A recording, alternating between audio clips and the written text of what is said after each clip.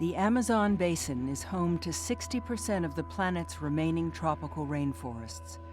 Covering an area nearly the size of the continental United States, 1/5 of all the world's fresh water flows through the Amazon's immense network of rivers. The Xingu River is one of the most important rivers of the Amazon. It sustains the livelihoods of over 25,000 indigenous people from 18 ethnic groups, riverbank populations, and innumerable species of plants and animals.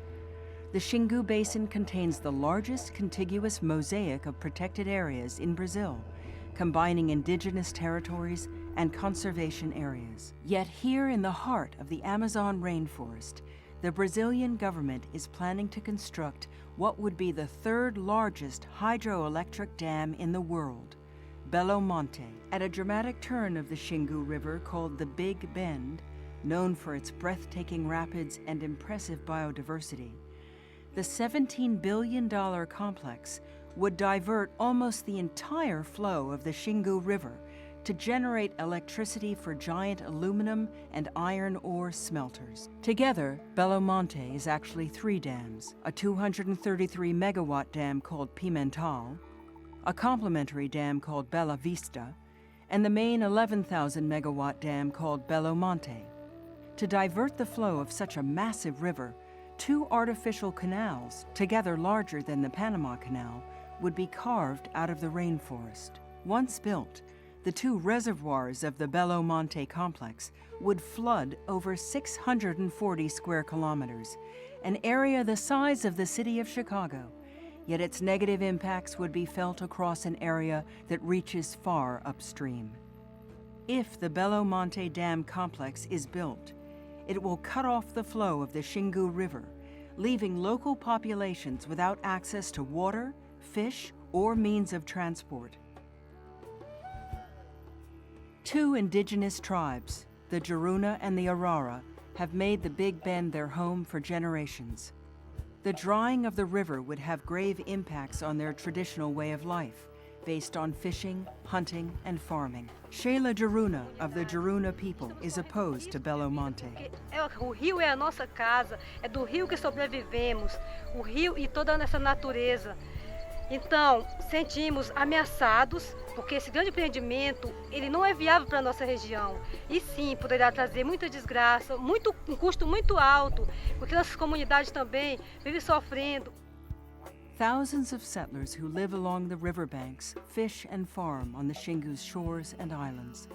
The Belo Monte Dam would force these families off their land and into cities. There, they're likely to compete for jobs with over 100,000 migrants who will pour into the region expecting to work in construction. O agricultor, ele jamais, se ele for para a cidade, ele vai se sentir muito oprimido. Nós não queremos ir para a cidade. Nós queremos nossas terras em paz. Migrants to the region who do not find jobs or lose their jobs after the dam is built are likely to turn to logging and cattle ranching, the leading cause of deforestation in the Amazon. Meanwhile, Belo Monte's reservoirs would flood considerable portions of the nearby city of Altamira, displacing more than 20,000 people. Dozens of species found nowhere else in the world make their home in the flooded forests of the Xingu, such as the zebra pleco, the plant-eating piranha, and the Xingu poison dart frog. Cutting off the seasonal floodwaters of the Xingu would lead to the extinction of at least 10 species of fish that are endemic to the Big Bend and have a grave impact upon countless other species. Migratory fish species are a staple in the diet of the region's people. Many of these fish will no longer be able to swim upstream past the dams to their natural breeding grounds in the headwaters of the Xingu. Other migratory species, such as the white-blotched river stingray and numerous turtle species, will also lose access to their breeding grounds. Finally, deforestation linked to dam construction will drastically alter the habitats of the endangered white-cheeked spider monkey and black-bearded saki monkey.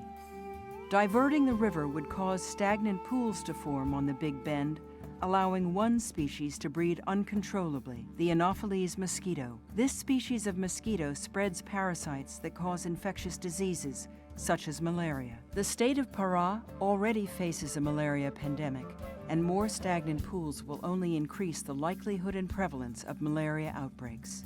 The Belo Monte Dam is not clean energy. At the bottom of Belo Monte's reservoirs, decomposing vegetation from the flooded forest would release methane, a greenhouse gas that is 25 times more potent than carbon dioxide. What's more, much of the dam's energy would go to dirty mining industries.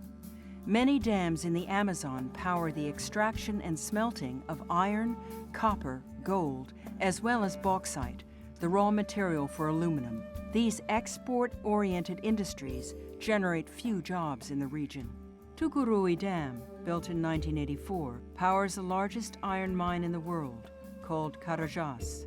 Tucuruí's reservoir flooded 200,000 hectares of forest, displaced thousands of indigenous people, and led to widespread deforestation over 25 years, seen here in time-lapse satellite imagery. Investment in mining is expected to boom in the Amazon with the addition of more hydroelectric dams. For decades, countless river defenders have fought to preserve the Xingu Basin. In 1989, a mobilization led by the Kayapo, renowned anthropologist Darrell Posey, and musician Sting sparked an international campaign that brought the dam to the world's attention, forcing the government to cancel the project. But in 2002, the Brazilian government announced renewed plans to dam the Xingu. By 2008, thousands of indigenous people, riverbank families, and people from the Xingu Basin organized a second international meeting to reignite the campaign. By 2010, Brazil's Federal Environmental Agency granted a license for the Belo Monte complex against the recommendations of their own technical staff. Now, a license to begin construction of the Belo Monte dams has been announced, and tensions are rising in the region. The Belo Monte complex is not just about one dam. It's about the future of the Amazon. To store enough water to produce energy year-round, and in order to make the dam economically viable, the Brazilian government is likely to build additional dams upstream with much larger social and environmental impacts. If Belo Monte is constructed by steamrolling environmental laws and basic human rights, it will clear the way for the Brazilian government's ambitious plans to construct a series of additional large dams along other magnificent rivers of the Amazon. The Araguaia Tocantins, the Tapajós and Telespires, and the Trombetas, Mapuera, and Jataru rivers in the Trombetas Basin. Construction of 2 dams is already underway on the Madeira River. In fact, more than 60 large dams are planned for the Brazilian Amazon over the next 20 years, and the Brazilian government plans to build dams in Peru, Bolivia, and Ecuador. Following construction of the Belo Monte Dam, the Amazon basin would increasingly become an endless series of stagnant reservoirs, its river systems thwarted by giant walls of concrete and steel. In Brazil, indigenous peoples, scientists, journalists, and people from all walks of life are increasingly questioning their government about the huge social and environmental dangers and financial risks of the Belo Monte Dam complex. While demanding the project's cancellation, they are also calling attention to promising alternatives for meeting the energy needs of Brazilian society, which respect the Amazon and its people. By investing in energy efficiency, Brazil could cut its demand for electricity by 40% before the year 2020. The power saved would be equivalent to the capacity of 14 Belo Monte dams, a savings of up to $19 billion. By investing in true clean energy, such as wind and solar, the Brazilian government could generate 8 million new jobs, far more than the Belo Monte Dam ever would. Renewables could account for 20% of the country's electricity by the year 2020, compared with only 1.3% today. Rivers are the lifeblood of the Amazon. The people of the Amazon deserve a future where a healthy environment is worth more than short-term profits. There is still time to stop the disastrous Belo Monte Dam. You can help defend the Xingu and the rivers of the Amazon by taking action now. Do your part by visiting the web links on the screen and by sending a message to the Brazilian government. Help defend the rivers, the people, and the future of the Amazon rainforest.